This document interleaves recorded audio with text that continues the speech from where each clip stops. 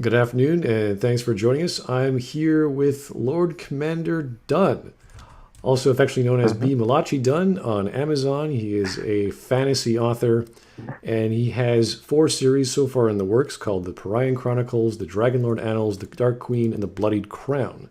He is currently working on another series or other series of books, and he is a writing machine, and that's why he's on board to talk on Smudcast. So thanks for joining me, Dunn.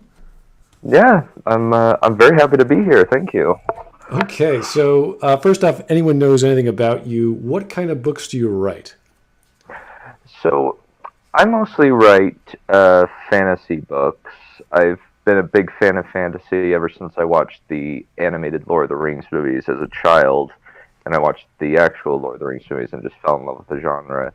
And my parents just kept introducing me to fantasy books like David uh, Eddings Elenium, The Wheel of Time, Brandon Sanderson's books, and I eventually started branching out and finding stuff like Joe Abercrombie, A Song of Ice and Fire, stuff like that. So it sounds like fantasy has been a big part of your childhood as well as your writing. Is there a particular reason why you've stuck with that, or are you just more comfortable with it? Is it something that allows you to express yourself better? What's the purpose behind writing fantasy? I would say that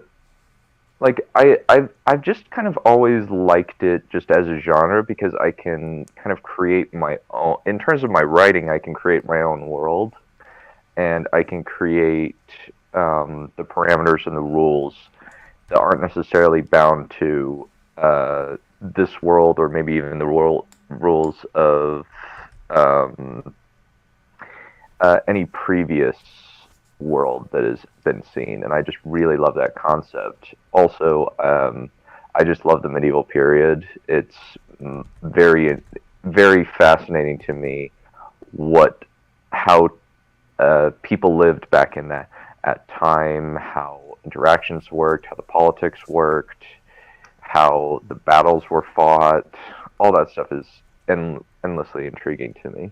I usually, when I talk to people who enjoy fantasy, who write fantasy, they usually have a very keen interest in the history of medieval Europe, weaponry, combat, war. Is there a lot of elements in your stories that involve wartime or fighting, or do you do any research that involves looking at historical fighting, that sort of thing? Of course, yeah. Like, if there is a battle that I want to do, I will always try and take a look at a battle from history. For instance, in my upcoming book, Blood of the Dragon, I uh, actually was looking at a series of battles regarding Alexander the Great and how he was able to conquer a lot of territory. Because one of my characters in that book is a going on a long campaign, and it actually ends with a Battle of Hydaspes style fight, or at least her campaign does. Mostly because I've never seen anybody do a battle that involves a river as a an obstacle that you need to overcome with another army on the other side. So do you actually create a character beforehand and then stick him into the world, or is there like you have this really great idea for a character and you're like, all right, now I'm gonna sort of build the world around him, or do you start with the setting first? Like, what's the process behind creating your character? Um, that's a very good question. So with the Dragonlord Annals, I just started with the idea of what would happen in a post Lord of the Rings world with Targaryen dragon riding, and what would happen if a young prince who is a hostage stole a dragon and ran. And that was the idea that I started with, and I kind of started developing the character of the dragon and the human as I wrote. And then the second book, I had to think, okay, based on the first book, the children of the main character of the first book are going to be my focus. And I needed to figure out, okay, what might be the best way to characterize these two? And I immediately thought, okay, what if your dad is essentially the Charlemagne or the Julius Caesar of this particular empire or kingdom, and how do you ultimately live up to him? And one of them is a very great warrior, and the other one is more of an intellectual. He wants to be a warrior, but he kind of slowly accepts his role as an intellectual kind of steward type person who's better at bureaucracy than he is at fighting. It sounds like you're using different techniques for not only your premise of your story, but actually writing the story. Is there any consistent technique or discipline you use once you say, okay, now I know what I'm doing? What is that one thing, or maybe you have multiple things you do before you start writing? Like, what's that one technique you always fall back on? In terms of formulating the plot, or how do you mean? Well, whether you're writing a character or a setting or a plot, like you've figured it out in your head, this is what I'm going to do, whether you started from here or there. But what's the one thing you know, like, oh, I have to write today, I got to do 2 hours worth, or I got to do 4 hours on the weekend, or whatever it is. Like, what's that technique you always fall back on? Because I listen to a lot of authors who say, okay, I got to have a really comfortable chair, I got to make sure everyone's quiet, got to get sometimes they play music in the background. There's always something they do to get them in the groove to get writing. Is there anything like that you do? Well, for me, I will usually go into my my little office basement, and then I'll actually plug in a podcast and just have somebody talking in the background, or even like an audiobook that kind of just calms me down and allows me to just like write and think out, okay, and I'll usually set myself a goal of at least like 1,000 words of like minimum 1,000 words per day usually. So it sounds like you need to be not distracted, but you have to have some sort of white noise or something going on in your ears to go ahead and be focused. It sounds as if. Is that correct? Yes, that is correct. Okay, because I know some children's authors, they need absolute silence. They can't be distracted. They have to be very clean. But everyone has their own technique. It's always nice to learn how we go about writing our stories and focusing our ideas. Because I've seen some of your writing. You've showed it to me. That's how you got to know me. You said, hey, I can write. It's like, cool. And you're like, here it is. Like, whoa, you really can. 12 pages out of nowhere. So this was a guy who's really passionate about writing just by proving it to me. It's like, here's some stuff. It's like, we were just kidding in that previous podcast, Danny. You didn't have to actually show us that. So that's why I got to know you. So this is a man who likes writing. Yeah. Yeah, I do. And that was such an interesting like idea of just like a sci-fi heist that goes terribly wrong. Yeah, that was about, we took what if Ray was different, what if Finn was different, and they were part of some heist, and Dunn just ran with that, and it was like, oh wow, that's pretty quick. yeah,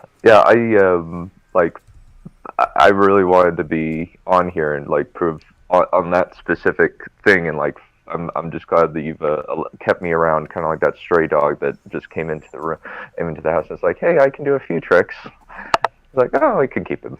Oh yeah, it's wonderful when you meet writers of every denomination, because even though they may be shy or outgoing or outspoken, when it comes to writing, they all have their craft, they all have their technique, and they write stuff down. They have proven they've written stuff down because they actually publish books. And some people do it very quickly, like you. Some people, like myself, takes years to put something down.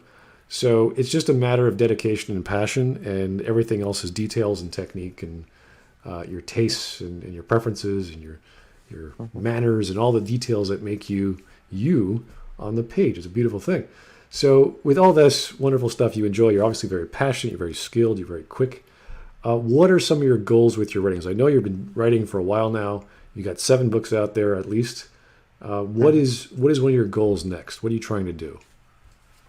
So right now, there is a Amazon UK Storytellers competition that I am participating in, where all I need to do is put in the keyword into a new published book that I'm putting out there, and I'm automatically entered into it. And my plan is, I have a lot of manuscripts that I've been working on for about a year, and they're getting close to finish. And I'm just going to edit them up and then publish them before August is the plan. And I have about 5 that are like either ranging from halfway to 80% finished. And That my sounds plan great. is to, yeah, it is awesome. I am, a lot of them are in a series. One of them is a starter in another series. The ones that I'm most passionate about are the 2 Dark Queen sequels that will close out the series, and then the remaining 3 Dragonlord novels that I have not quite finished yet. And that's going to be just kind of an ongoing anthology series, similar to how Redwall just kind of has an ongoing. Each book is kind of an individual conflict, and it's basically just here is kind of how each successive generation in this world deals with dragon riding and how they utilize their dragons. I remember The intermittent dragon rider civil war happening, where one side wants domination over the other. I remember listening to Harlan Ellison before he died years ago, where he was saying he'd always have about 6 or 7 manuscripts going, and it wasn't just his own preferences in science fiction. He was writing anything.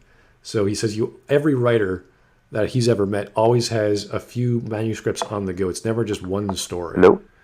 So that's a common theme I've noticed. So you've got the same discipline there, my friend. So you got to go in there. What is your current book, or are you writing as your manuscripts dictate? Meaning, today I'll do this, tomorrow I'll do that manuscript, and come back to another one. What's your current focus? So right now I'm kind of focusing in on more on the books that are closest to being finished. Like in terms of, I have all of the events that I've wanted to do. The story is pretty much finished. I just need to write the kind of fill in a lot of the gaps. For instance, with War of the Dragons, I'm at about 56k words, 56k words exactly, and I just want to kind of finish that one up because I know that the next book I'm going to publish sometime at the end of the month is Blood of the Dragon, which is the second Dragonlord Annals book, and after that I'm going to do Storm of Shadows, which is a starter in another trilogy that I'm writing. And after that, I can publish either Queen of Spring or War of the Dragons. Now, are all these books, I'm kind of sorry to interrupt there, but are all these books part of the same timeline universe, or are these all alternate independent stories? Independent stories, yes. Oh, wow. So you have all these fantasy stories with different magic, different characters, different timelines, completely unique. Pretty much, yeah. Okay. That sounds pretty complicated to juggle unless you finished your project and you start another one, and then you finish that and start another one. Yeah, I'm actually working on all of them at the same time. Wow. Okay, that's a lot to juggle in your head, my friend. Wow. Yeah, part of the thing that helps me is kind of having Pinterest boards.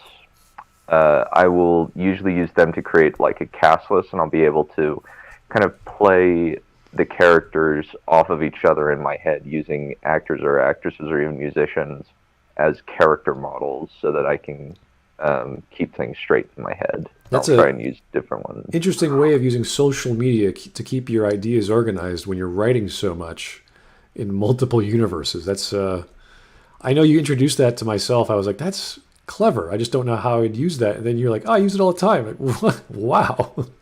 That's a lot to juggle around, at least mentally for me. But yeah, great techniques. These are little details that we would love to know from would-be writers or wannabe writers that say, hey, how do you keep track of all this? You're obviously a machine pumping out stories, so that's a nice little thing to learn about. Yeah, part of it is like I have a very visual imagination, and so I can pretty much like picture like the setting and the characters in my head, especially if I have a character model to use. I can pretty much like picture it as if I'm watching a film in my head, and all I need to do is put it on the paper. Another thing that helps is I have each of my stories kind of has a roadmap outline. I have several key plot points, including the ending, in mind when I start writing, and then I'll kind of discovery write and fill in the points in the parts in between the points that I've selected. That is also a very common technique I've learned, that people or writers plan out their stories before they start writing. They already know the ending, they already know a little bit of the middle, but the rest is sort of, I want to connect the dots and have fun just everyday writing, which sounds exciting, which sounds time consuming, but exciting if you're a writer, of course. Yeah, it is really fun. I think there was, I think the one book that I did actually outline pretty clearly was actually War of a Thousand Kings and King of Damnation. But the weirdest thing for me with that one was I actually didn't really like write out the outline. I just had a playlist of various scenes from movies and TV shows that were relatively similar. At least I had a similar feel to what I wanted to do. And I just kind of organized them in the way of, okay, this event happens, this event happens, this event happens, and it allowed me to kind of keep track of the story of how it was going to go. Which is, I don't do that anymore, but it was just a way that worked with that particular book. Now I just kind of keep the outlines kind of like in terms of on. Some of them are in my head, some of them are on paper, but I'll usually have at least like a few scenes that I write up a few scenes that I'm kind of like, okay, I want this, this, and this, and I want to make sure that I know that I'm going towards these things. So what's the one book that either you're most proud of or you want readers to pick up? Like, say no one knows anyone about you, what would be the one book you'd want them to get started on? I would say The Lost Legion, because The Lost Legion is very much my most original book, in terms of I got the idea originally, or at least the concept, from a board game called Mage Knight The Lost Legion expansion, of just a general who vanishes for several centuries and then comes back with a large army. And I just thought, oh, okay, that's a brilliant concept. Let me fill in some of the blanks and then create a trilogy off of that story. And basically what happens is Valkar Perion is a character who, he's very much a military prodigy. He's been in his position for a long time. He's never lost a battle. However, even though he's like late 20s, early 30s, he believes he's slowly losing his mind because his memories have been distorted and they don't really work properly. The major key is that he has a memory that he hasn't thought of in a long time of his family getting attacked in a bandit attack, and he remembers himself killing all the bandits with a sword, and he just thinks, that makes no sense. What is going on with my head? And for the rest of the book, he's struggling with that. And on top of that, him and his army are ambushed at the beginning of the book and put into this extra-dimensional prison where time doesn't flow normally, and each person is affected differently depending on whether they're a magic user or not in this particular prison. So, I'll go for it. I was just curious because I know you change your stories or you have different settings. Is the fantasy element, like magic, is that predominant in a lot of your stories, or is it barely there? Like, what's your feeling on the mysticism or magical elements of the fantasy genre? It depends on the book. With Young Dragonlord, the magic is kind of minimal. It's kept to the sidelines since magic is kind of less used. With Lost Legion, it's actually more of a hard magic science where each magic system is separated into 4 colors: red, green, white, and blue. And each one does different things. There are people. Each magic user has all of them, but there are some. Mostly, they have less magic in 3 than in more magic in 1 than in the other 3. And it's basically they just get a certain allotment per day. And each one does different things. For instance, red is associated with fire, but it can also be used to suck out magic from another person. Green is used for earth, but it also can be used to heal, gravitate yourself to metal or earth. You can also... White enhances your speed and your mental capacity, as well as using telepathy, stuff like that. And with that one, it's more of the magic is part of the world. It's people use it in their tech to make trains, to make airships, and to use in terms of their equivalent of cannons. Okay, well, that was great. Those are all the questions I had for you, Dunn. Is there anything else you'd like to add? Please buy my book. Of course, that's why we're here. We're here to sell Dunn's books. That's true. So anyone who's interested in Dunn's books, check out the links below in the description. I'll have a link to all of them. And thank you for listening, and hope everything works out, Dunn. Thank you. It was great to be here.